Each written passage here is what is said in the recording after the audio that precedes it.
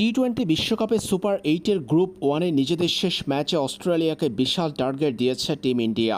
টি-20 বিশ্বকাপের এবারের আসরে চমৎকার ছন্দে চলছে রোহিত শর্মার দল। সুপার 8-এ নিজেদের শেষ ম্যাচে অজিদেরকে 206 রানের টার্গেট দিয়েছে ভারত। এরই মধ্যে সেমিফাইনাল নিশ্চিত করা টিম ইন্ডিয়া অস্ট্রেলিয়ার বিপক্ষে এই ম্যাচে জিতলে গ্রুপ চ্যাম্পিয়ন হতে পারবে। সেই লক্ষ্যে শুরুতে ব্যাটিংয়ে নেমে চমৎকার ব্যাটিংয়ের প্রদর্শনী দেখিয়েছেন রোহিত শর্মা। এদিন বিরাট কোহলি দ্রুত আউট হলেও রোহিত করেছেন চমৎকার ব্যাটিং।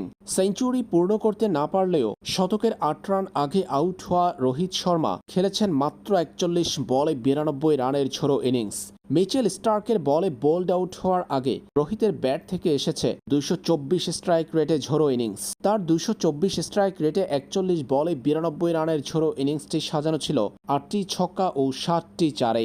এছাড়াও শেষ অংশে সূর্যকুমার ইয়াদবের 31 রান, 16 বলে 31, হার্দিক পান্ডিয়ার 17 বলে 27 ভারতকে নিয়ে গেছে চ্যালেঞ্জিং স্কোরে। শেষ পর্যন্ত 205 রানে থামে ভারতের ইনিংস। অস্ট্রেলিয়াকে জয়ের জন্য প্রয়োজন 206 রান।